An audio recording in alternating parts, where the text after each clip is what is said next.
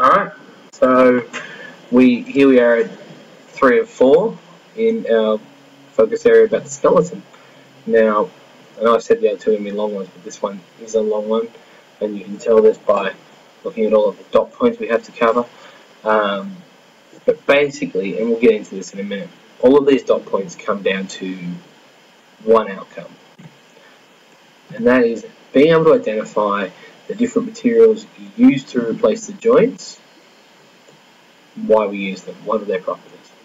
Okay, so we've got a lot to get through. Make sure you take lots of notes. I want you thinking about how you can put these notes in a very easy access way, whether it's tables, flow charts, mind maps. It's up to you. Alright, first we're going to talk about silicon, which is an inorganic organic polymer. In other words, it has organic parts, so carbon, hydrogen, oxygen, nitrogen, and it also has an inorganic components, and these are silicon. Okay, or silicon. But silicone, by the way, make sure you spell this right. It is silicone, not silicon without that. That's the element. That's not what we're talking about.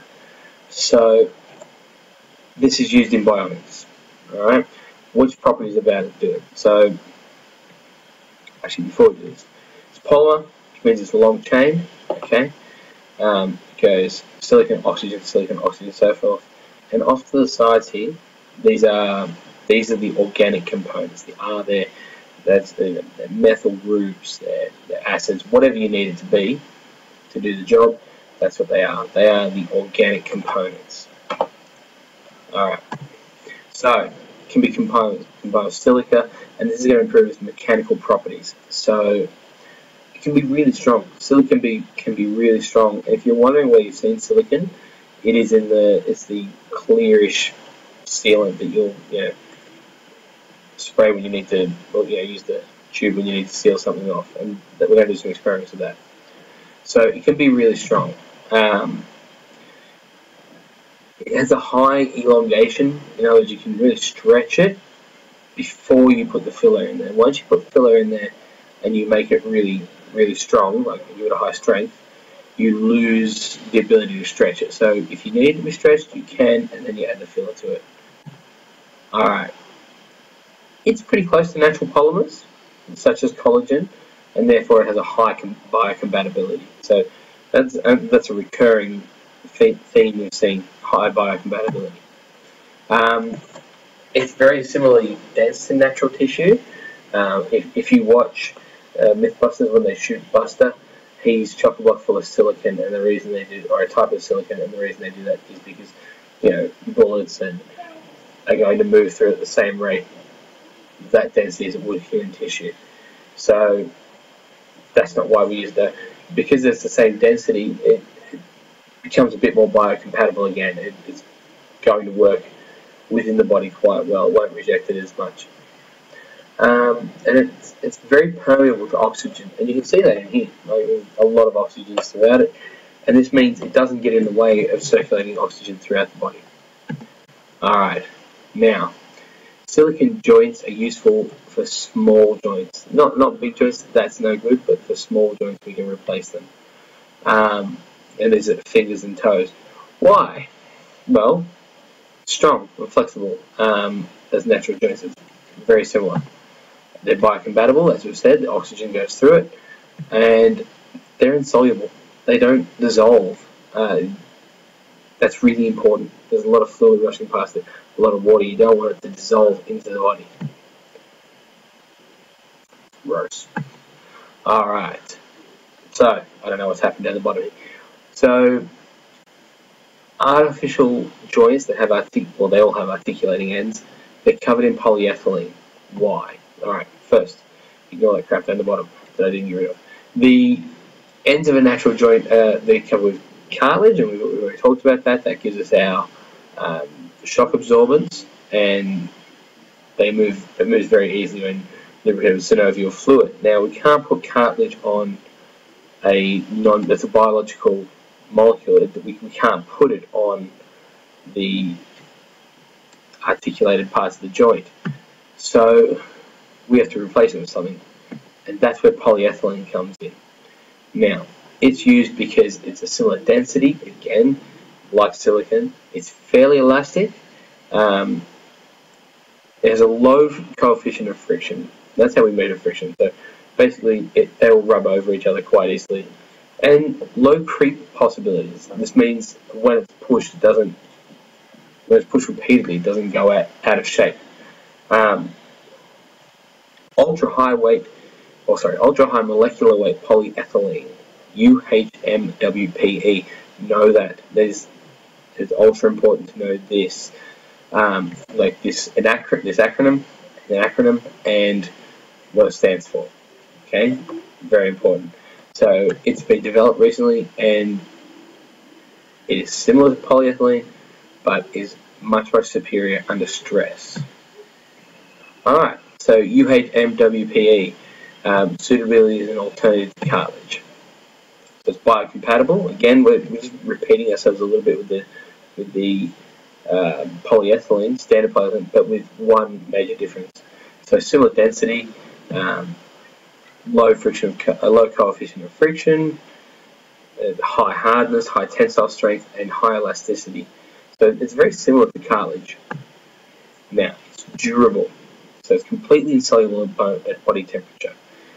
You need to make it really, really hot and a lot of pressure to manipulate it to make it what you need it to be. But once it's done that, once it cools down, it's completely insoluble.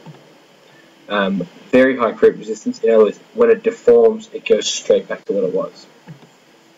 Alright. So, bone stem components of large joints. What do we need to make them? So, first off, we're going to use a word in a minute that won't seem to make much sense, but superalloy, until we explain it, which we're doing now. So it's very cool. A superalloy is a high-performance mechanical alloy. In other words, it's an alloy which is metals mixed together that has very high properties, whether it's like tensile strength, super low weight, and so forth. We'll get into those in a minute. Many newly developed alloys, like they're designed to have properties, and what you can do is you get your basic metal, and then you add another metal into it, and sometimes it brings the properties of that metal when they mix. Okay. Anyway, so we design alloys specifically for implantation. Okay, and here we see this is a ball and joint. A ball and socket joint which is going into the hip. So some properties, we're going to talk about those now. First, strength.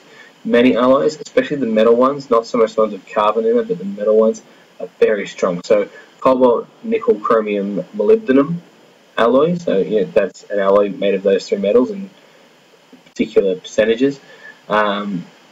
It has to be really strong because it deals with all of the weight of the body every day, constantly. In joints like the knee. So large loads lead to high friction. So if you've got a cobalt chromium alloy with polyethylene or a stainless steel alloy with polyethylene, you end up with a low, because of the polyethylene, a low coefficient of friction. Okay, now the harder two things push together, that increases friction. So weight, this is really important. Lots of metals aren't suitable.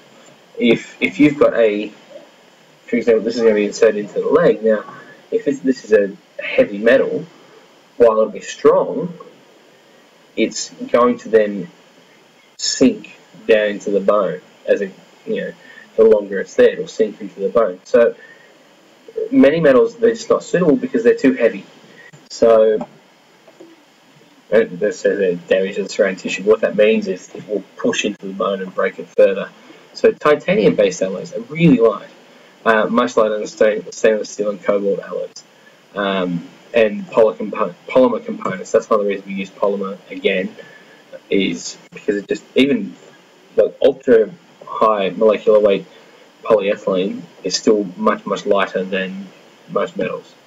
So carbon-based alloys, they give us a high level of biocompatibility. Now we need that because otherwise the body will reject it or it will get in the way. Inertness, in other words, ability not to react, not to corrode with oxygen. if you've got a joint, an artificial joint, a bionic joint that starts to corrode, it could snap. And this is going to cause massive, massive problems down the road. Cobalt chromium, don't react, do not corrode in the body.